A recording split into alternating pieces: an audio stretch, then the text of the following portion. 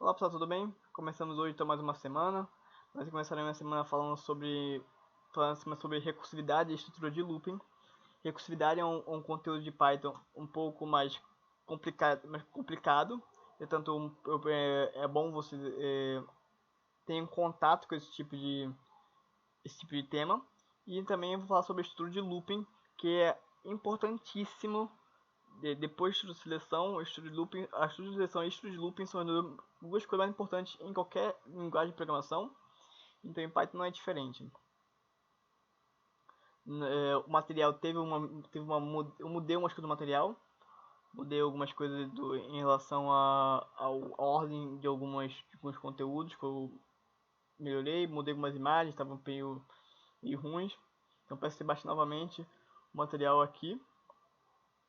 Eu criei meu esquema, code, download zip, baixou o zip, você vai zipar, colocar em uma pasta e poder fazer, nem você fez a última vez, poder acompanhar o conteúdo com o material na mão.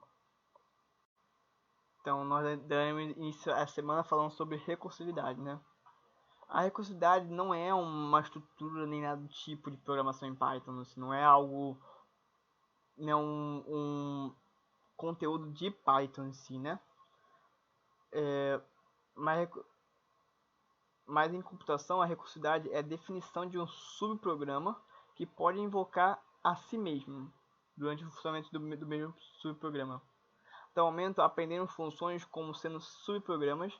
Então, recursividade aqui vai ser um programa, vai ser uma função chamando a si mesmo durante o funcionamento da própria função. Então, são funções que chamam ela mesma. E também podemos ter recursividade onde uma função chama outra função para fazer algumas tarefas. Já vimos isso também no exemplo da lista anterior. No exemplo não, na resolução da lista anterior, onde eu falei sobre o desafio. O desafio eu falei sobre como posso também criar uma função e essa função chamar outra função. Nesse caso, a recursividade vai ser a própria função chamar ela mesma. E é um conteúdo um pouco complicado, então não irei pedir muito de vocês. Então, para a gente poder entender como funciona essa ideia de recursividade em Python, nós vamos primeiro entender escopo e pilha de ativação. Quando você usa um nome em um programa, o Python cria, altera ou consulta o nome no que é conhecido como namespace, um local onde o nome residem. Por exemplo, quando queremos somar duas variáveis, o Python consulta os objetos e os valores atribuídos a cada uma das variáveis, depois faz a soma dos objetos. Eu falo objeto porque a soma pode ser também duas strings, e aí nesse caso, soma de duas strings é uma concatenação dos valores dela, né? No caso, se eu tiver liscomp 28, são duas strings diferentes. São duas strings, mas quando eu somo as duas strings, né? Eu posso liscomp mais 28, então eu somo os dois valores. No caso, liscomp mais 28. Tá? Basicamente isso. Então, quando nós falamos sobre a pesquisa do valor de uma variável em relação ao código, então fiz bem a parte de relação ao código.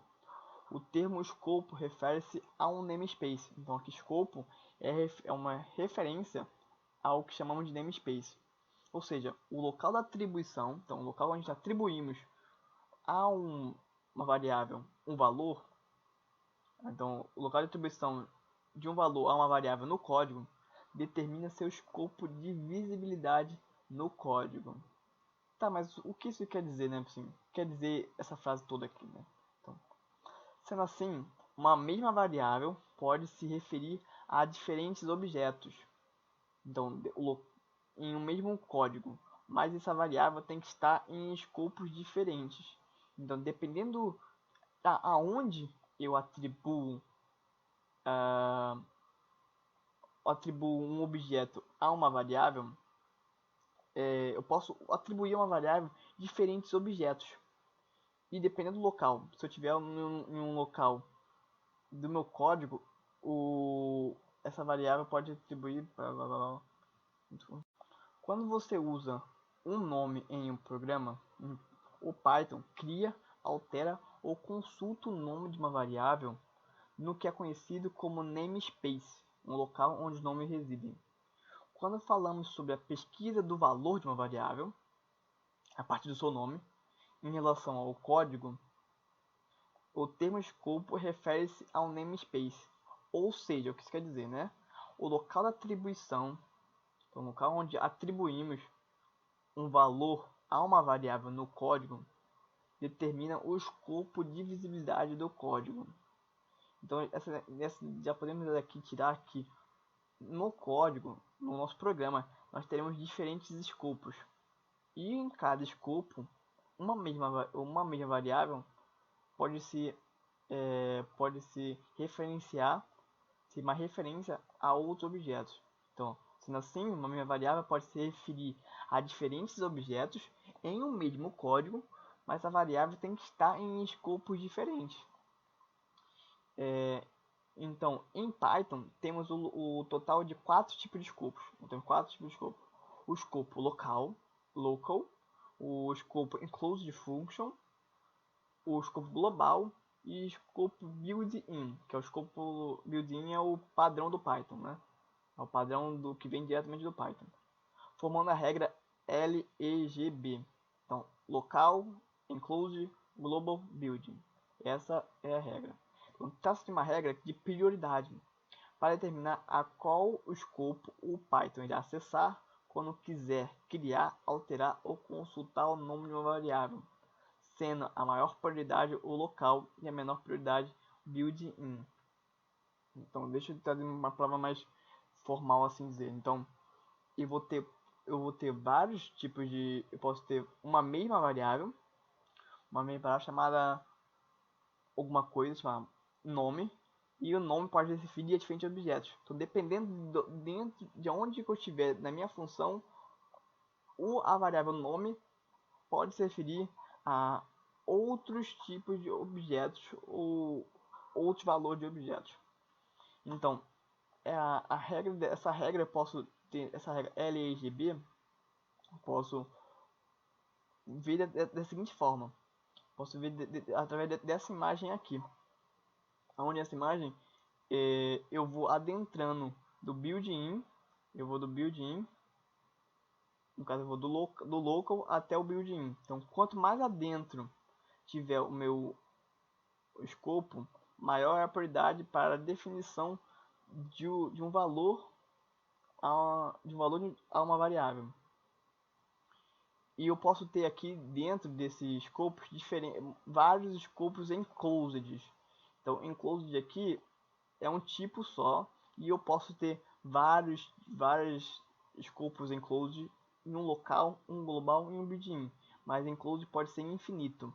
Então, a ordem vai sendo daqui de dentro para fora. Essa é a ordem que eu vou seguir.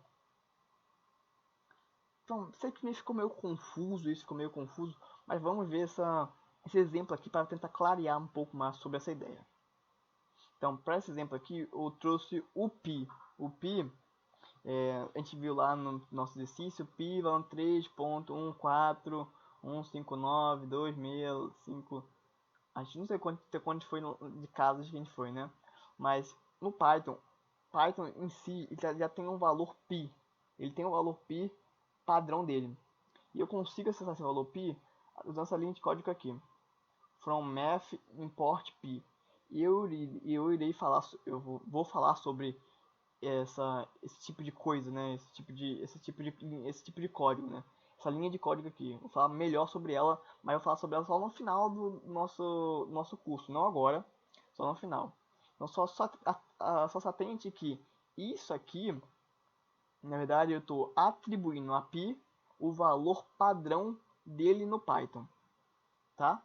Então, esse código aqui, quando eu rodo esse código, eu atribuo a pi um valor padrão, e eu imprimo, se eu imprimir pi, eu imprimo esse valor aqui, ó, 3.14142.2653589793. Um nome gigantesco, é o valor padrão de pi em Python. Só que depois na função, eu atribuo a pi um novo nome chamado global. Então atribuí a ele, eu mudei agora então o valor de π e mudei para valor global. E aí eu defino uma nova função. Uma nova função que eu falo, quando eu defino uma função, funções são aqui subprogramas, né? O que eu falei sobre subprogramas. Então a função aqui é um subprograma, então como se fosse um outro programa. Uma função aqui tem uma, cada função em si, né, vai ter em si um escopo para ela.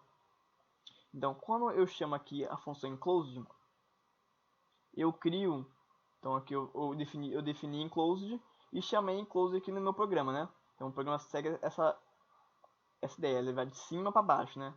Define enclosed e chama enclosed aqui embaixo. Quando eu chamo enclosed, meu programa vem para cá, ele roda essa linha de código aqui. Então eu crio um novo escopo e atribuo a API enclosed, atribuo essa string de enclosed API. Depois, no programa faz o que? Ele define a função local e depois ele chama local. Então ele vai chamar local e a primeira coisa que o local faz é atribuir a API uma nova string, uma string local. Aí depois eu venho e imprimo pi. Então, se eu atribuir a API local, então minha segunda impressão, no caso do meu programa, ele tem que imprimir o que? Local. Exatamente, que em segundo lugar ele imprime local. Aí depois disso ele imprime local e eu finalizo o programa, retorno para meu programa definido como inclusive, minha função inclusive. E aí depois de ele chamar local, ele vem e imprime pi. Tá, mas se eu imprimir pi, eu deveria ter aqui o que? Deveria imprimir na minha saída local, né? Só que não, o que eu imprimo não é local. Deve que eu imprimo local aqui e aqui eu imprimo enclosed. Por quê? Porque local tem o seu próprio escopo. O local tem o seu próprio escopo e nesse escopo pi se refere a local, a palavra local.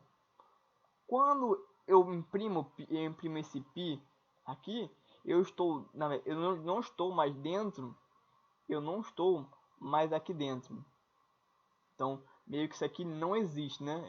Isso aqui, ó, eu não faço nada aqui. Eu só pagar, meio que isso aqui não existe para mim. Quando eu faço assim, impressão de pi, na verdade, meu Python vai lá no meus namespaces, vai lá no escopo de enclosed e procura o valor a qual pi está referenciando. Então, pi vai se referir a essa palavra aqui, enclosed. Então, quando eu imprimir pi, eu estou imprimindo enclosed aqui dentro, né? E aí, depois do meu programa faz o que?